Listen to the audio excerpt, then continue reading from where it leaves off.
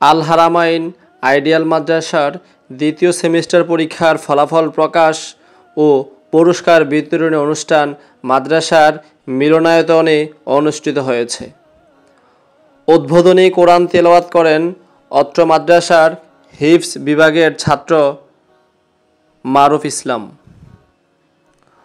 অনুষ্ঠানটি পরিচালনা করেন অত্র প্রতিষ্ঠানের প্রিন্সিপাল মুফতি আমানুল্লাহ আল কাফি ও হাফেজ মাওলানা রিয়াদ হোসেন ভূঁইয়া।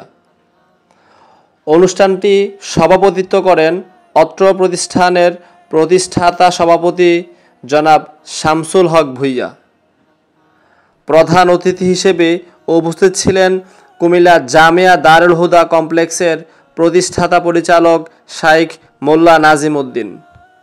প্রধান অতিথি ছাত্র, শিক্ষক, অভিভাবক ও কমিটির সদস্যদের উদ্দেশ্যে গুরুত্বপূর্ণ পরামর্শ দেন।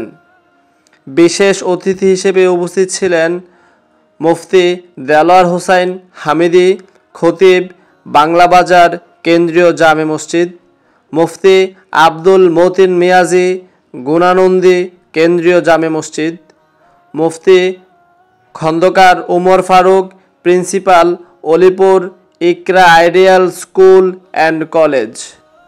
উক্ত অনুষ্ঠানে প্রতিষ্ঠানের সকল শিক্ষক শিক্ষিকা ও অভিভাবকগণ উপস্থিত ছিলেন।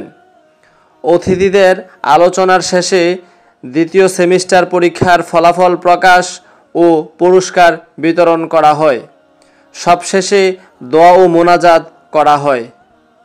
আদর্শিক ও আধুনিক শিক্ষার সমন্বয়ে পরিচালিত আল হারামাইন আইডিয়াল মাদ্রাসা, বাংলা বাজার, ক্যান্টনমেন্ট, কুমিল্লা।